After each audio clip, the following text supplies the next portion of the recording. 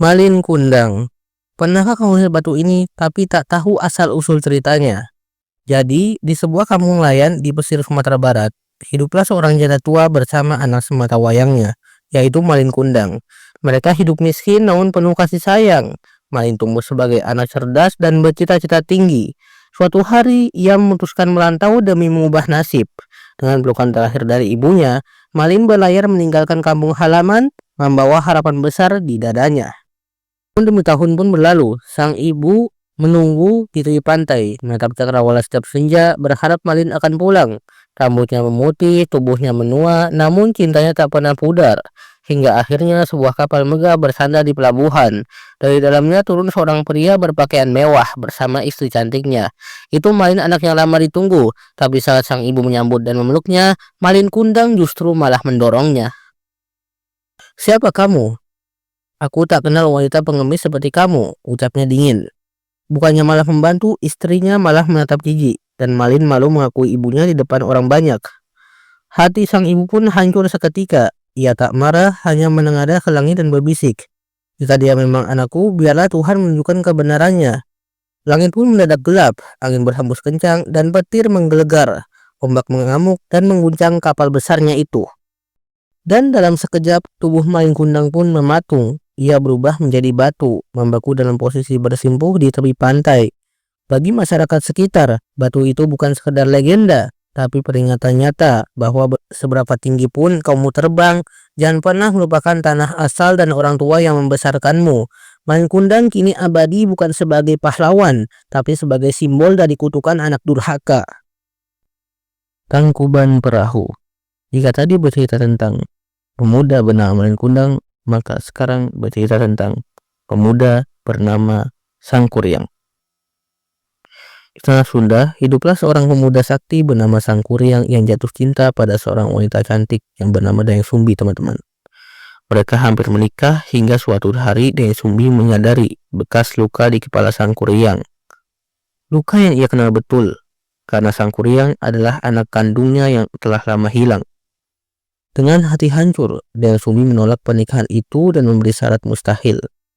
Buatlah perahu dan danau dalam semalam jika ingin tetap menikahinya. Kemudian, dengan bantuan makhluk halus, Sangkuriang hampir menyelesaikan tugasnya.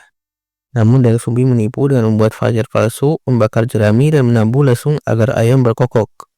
Sangkuriang murka saat tahu dirinya ditipu.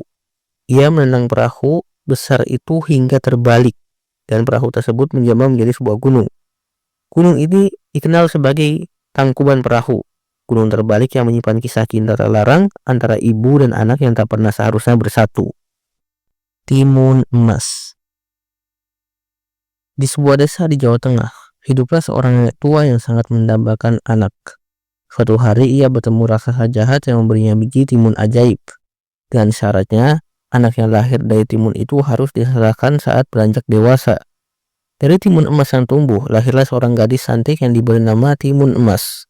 Nenek sangat menyayanginya, namun waktu terus berjalan dan hari penagihan pun tiba.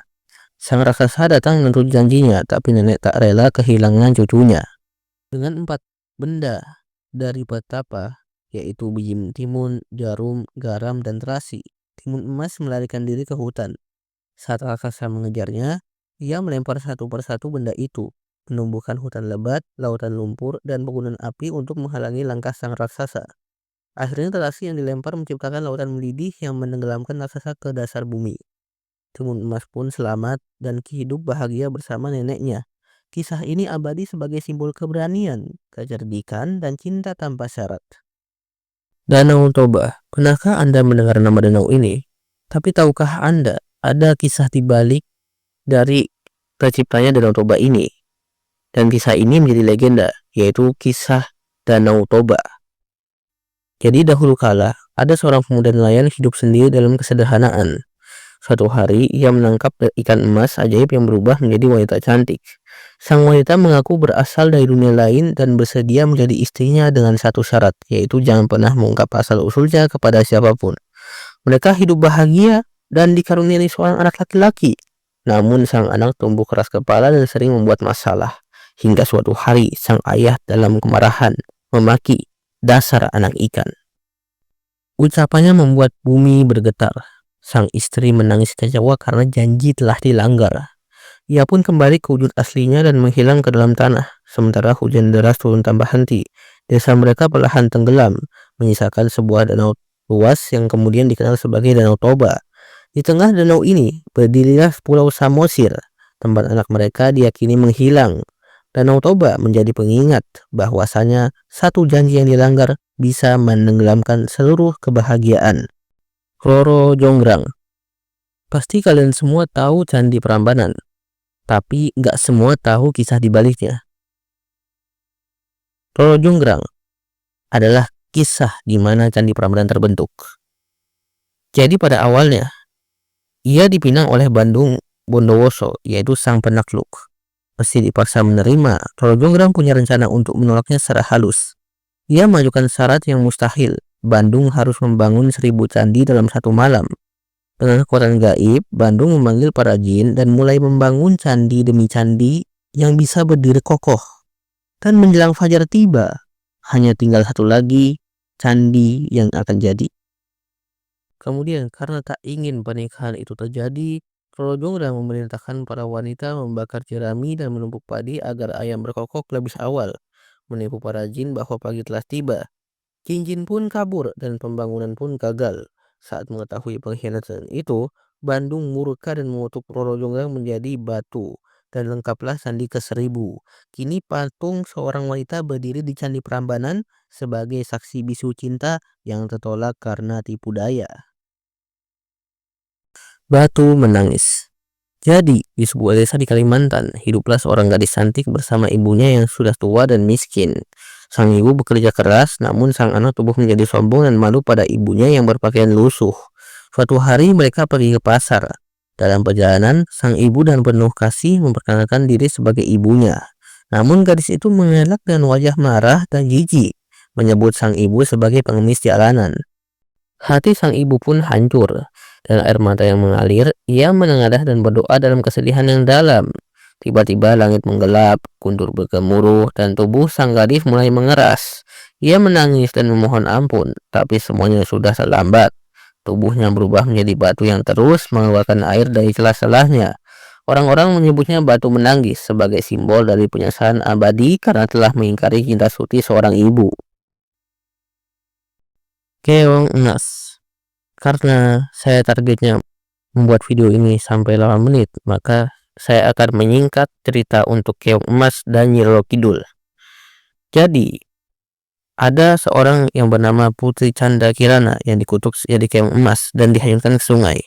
Ia ditemukan oleh seorang nenek baik hati di tepi hutan. Setiap malam, sang putri berubah menjadi manusia dan membantu nenek diam-diam. Sang nenek akhirnya mengetahui rahasia ajaib itu. Pangeran yang mencarinya datang dan kutukan pun terangkat. Keong Emas pun menjadi legenda tentang cinta, kesabaran, dan keajaiban. Nyi Roro Kidul. Mungkin kalian sudah familiar yang satu ini, karena banyak channel-channel YouTube yang sudah membahas kisah dari Nyi Roro Kidul. Tapi akan saya bahas juga untuk menambah pengetahuan teman-teman. Jadi dahulu, ada seorang putri cantik dari kerajaan Jawa yang dikutuk menjadi makhluk aneh. Ia melarikan diri ke laut selatan dan lenyap di telan ombak besar. Nama putri itu ialah Kadita. Di sana ia berubah menjadi sosok agung, yaitu Ratu Laut Selatan. Laut pun tunduk padanya dan ombak menjadi pasukannya. Ia dikenal sebagai Nyi Roro Kidul, yaitu penguasa gaib yang dihormati dan ditakuti. Hingga kini masyarakat percaya ia masih menjaga pantai selatan dengan kekuatan yang misterius.